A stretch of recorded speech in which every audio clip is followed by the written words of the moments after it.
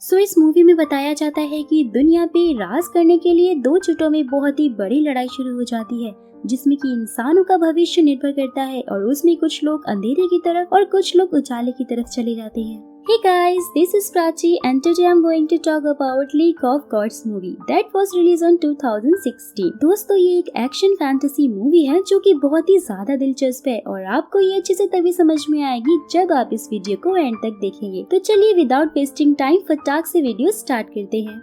Movie की starting होती है एक लड़की को दिखाते हुए जिसका नाम दासी था और वो ब्लैक ड्रैगन के रूप में होती है, जहाँ वो एक आदमी को मारकर खा जाती है और उसने वहाँ के किंग को अपने वश में कर रखा था। सीन यहाँ से शिफ्ट होता है और दिखाया जाता है कि शिनजी राज्य के कुछ रक्षक अपनी इनविजिबल ट्राइब्स और ग्रैंड एल्डर को बचाने के लिए जा रहे होते हैं, क्योंकि वो लोग किंग जू और दासी के कब्जे में थे, जो कि इतनी ज्यादा ताकतवर होती है कि कोई बड़े से बड़ा योद्धा भी उसे हरा नहीं सकता। फिर वहीं इनके मास्टर जियांग भी आ जाते हैं, जो कि इस लड़ाई में उन लोगों की हेल्प कर रहे होते हैं। फिर सीन यहाँ से शिफ्ट होता है और दिखाया जाता है कि ये लोग एक टनल के माध्यम से किंग जू के महल के अंदर घुसने की कोशिश कर रहे थे, जो कि कोई आम लोग नहीं बल्कि जादुई लोग थे।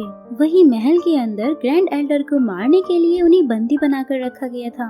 अब यहाँ ली को उसके ट्राइब के बच्चों की आवाजें सुनाई देती हैं और वो लोग उसे बचाने के लिए वहाँ पे चले जाते हैं। लेकिन जैसे ही वो वहाँ पे पहुँचते हैं, ट्राइब्स के बच्चों को एक काले जादू की शक्ति से कैद किया हुआ था, लेकिन ली उन्हें बचाने की पूरी कोशिश करता है। फिर जहाँ वो उस काले जादू को तोड़ने के लिए अपनी शक्तियों का इस्तेमाल करता है, जहाँ किंग जू के सेनापति जनरल लियोपोल्ड को उसके आने का एहसास हो जाता है। वहीं दूसरी तरफ दासी के कहने पे किंग जू ग्रैंड एल्डर की आंखों में अपना भविष्य देखता है, क्योंकि गाइस ग्रैंड एल्डर की आंखें बहुत ही ज्यादा शक्तिशाली थी, जो कि फ्यूचर देख सकती थी। जहां किंग जू को उनकी आंखों में अपनी मौत दिखाई देती है, तो वो अपने आदमियों से कहकर उनकी आंखें निकलवाने लग जाता है। फिर यहाँ ली और उसके साथी इनविजिबल ट्राइब को आजाद करा लेते हैं और वो ट्राइब के बच्चों को बाहर निकालते हैं, ताकि इनके सेफ हो जाने पे वो लोग ग्रैंड एल्डर को बचा सके। लेकिन उन ट्राइब्स पर किंग की सेना अटैक कर देती है और उनकी कुछ ट्राइब्स के लोग भी मारे जाते हैं। फिर ट्राइब्स वाले जादुई शक्तियों से गायब होके सेना से दूर कहीं बाहर चले जाते हैं।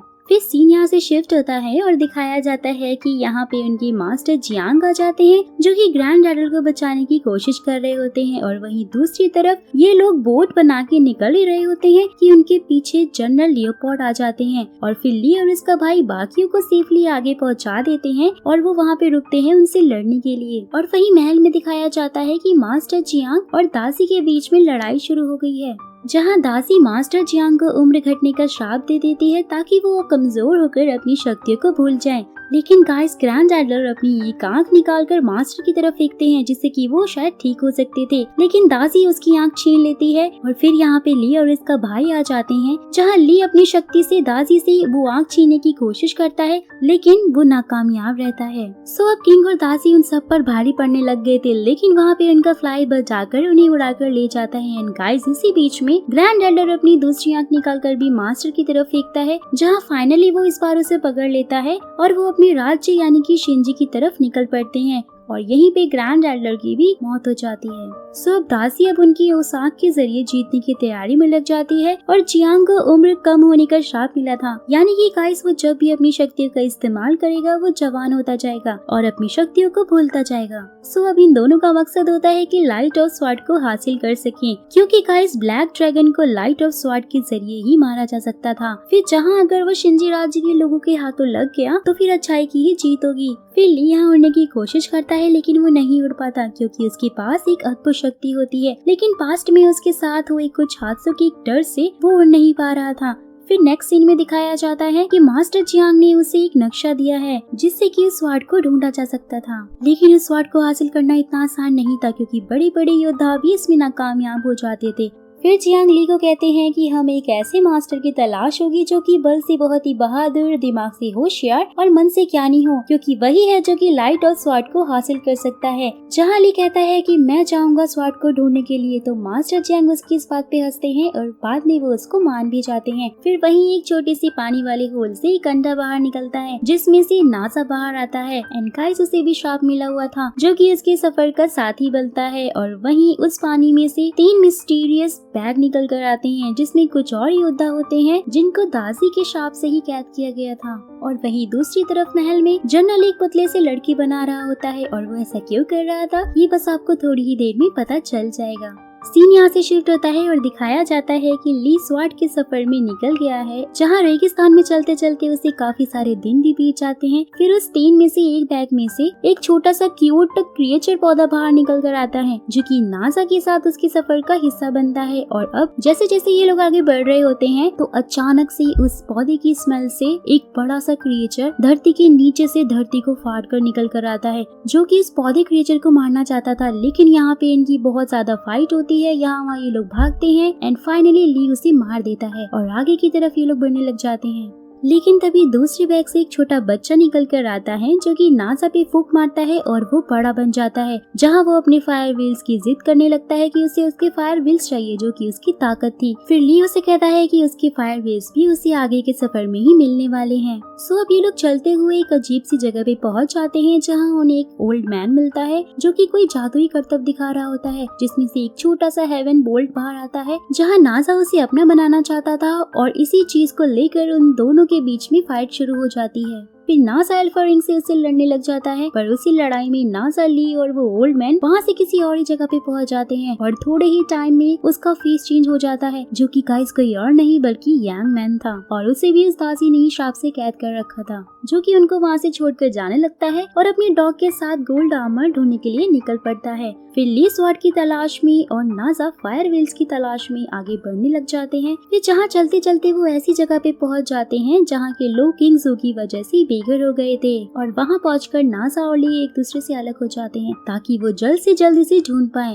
एंड गाइस वो ऐसे इसलिए कर रहे थे ताकि वो तीनों सूर्य के मिलने से पहले ही वहाँ पे पहुँच जाए, क्योंकि इस स्वॉर्ड का यूज वो उसी टाइम पर ही कर सकते थे। फिर ली पोटा बोट की तलाश में एक लड़की से मिलता है जिसका नाम ब्लू बटरफ्लाई था। और गाइस ये वही लड़की थी जिसे कि जनरल लियोपार्ड ने एक पुतले से बनाया था, क्योंकि वो उसके जरिए स्वॉर्ड को हासिल करना चाहता था। फिर ली पोटा बोट को ढूंढते हुए एक टेंट में पहुंच जाता है जहां उसे पोटा बोट तो मिल जाती है, लेकिन उसके पीछे वही चुड़ैल पड़ जाती है जिससे कि ये लोग ये चुरा कर लेकर आए थे। और वहीं इस सफर में उसे वो लड़की भी उसके साथ में होती है, यानी कि ब्लू, जहाँ ली को उससे पहली नजर का प्यार हो जाता है। सो अब ये लोग पोटा बोट के जादू से उसे एक बड़ी सी बोट में तब्दील कर लेते हैं और स्वॉर्ड ऑफ लाइट को ढूंढने के लिए वहाँ से निकल पड़ते हैं। लेकिन तभी ब्लू अचानक से कहती है कि अगर हमें वहाँ पे स्वॉर्ड ऑफ लाइट नहीं मिला तो, जहाँ ये सुनकर नासा और ली समझ जाते हैं कि हमने तो इसको इस बारे में नहीं बताया था, फिर उसे कैसे पता चला। और वहाँ वो लोग उसे जबरदस्ती पूछने लगते हैं। लेकिन तभी उसी टाइम वो बैग वाला छोटा बच्चा फूंक मार देता है जिससे कि नासा फिर से छोटा हो जाता है और ली ब्लू की बात को अनसुना कर देता है।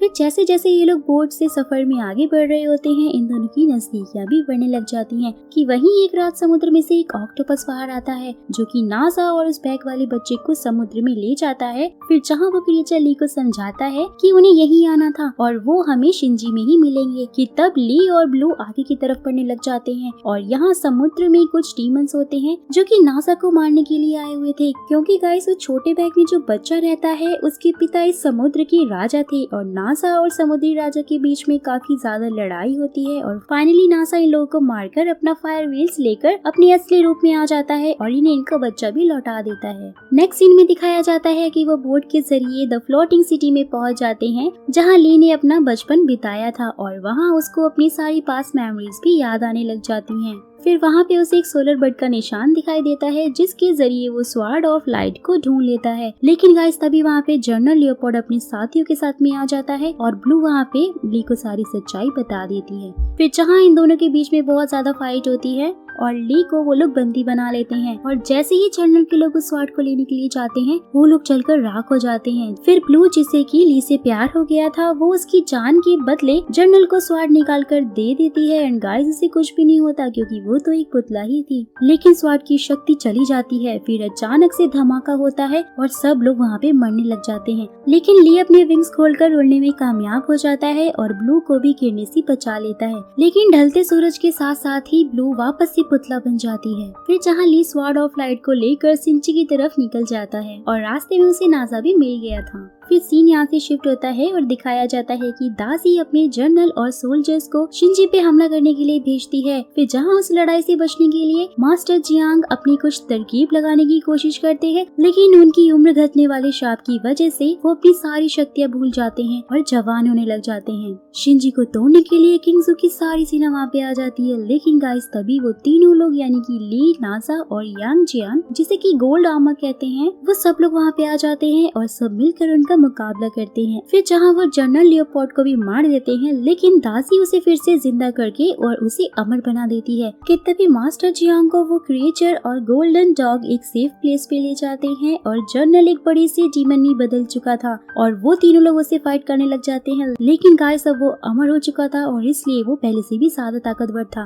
तो वो लोग उसको नहीं हरा पाते हैं और इसी लड़ाई में जनरल शिंजी के कमांडर को भी मार देता है। फिर कमांडर मरते समय अपने बेटे यानी कि ली के भाई को वो स्वार्ड देता है और कहता है कि इसे लेकर लाइट ऑफ स्प्रिंग के पास जाओ, जिससे कि इसकी शक्तियाँ वापस आ जाएंगी। फिर नेक्स्ट सीन में दिखाया जाता है कि दासी अपने स्नैक ड्रैगन से मास्टर जियांग को अपने पास में कैद करवा लेती है, जहाँ उन तीनों की शक्तियाँ भी कमजोर पड़ने लग जाती हैं। कि तभी ली का भाई थ्री सन के साथ निकलने वाली लाइट की रोशनी में उस स्वार्ड को लेके कूद जाता है। फिर जहाँ से निकलने के बाद उसे द रियल गोल्डन ड्रैगन कहा जाता है और वो सबसे पहले जनरल को ही मारता है, जहाँ वो पूरे कैसल को लेकर किंग जू और ब्लैक ड्रैगन यानी कि दासी को मारने के लिए निकल जाता है। सीन यहाँ से शिफ्ट होता है और किंग जू और दासी को दिखाया जाता है, जिनके पास मास्टर जियांग थे, जो कि अब काफी छोटे यानी कि बच्चे बन चुके थे। सो गाइस यहीं पे इस मूवी का भी ध्यान होता है। तो अब ली, नाजा, गोल्डन ड्रैगन और मास्टर जियांग का क्या हुआ ये हमें मूवी के सेकंड पार्ट में ही पता चलेगा, जो कि गाइस अभी तक नहीं बना है और मैं चाहूंगी कि वो जल्द से जल्द बन जाए ताकि मैं उसका एक्सप्लेनेशन भी आपके लिए लेकर आऊँ।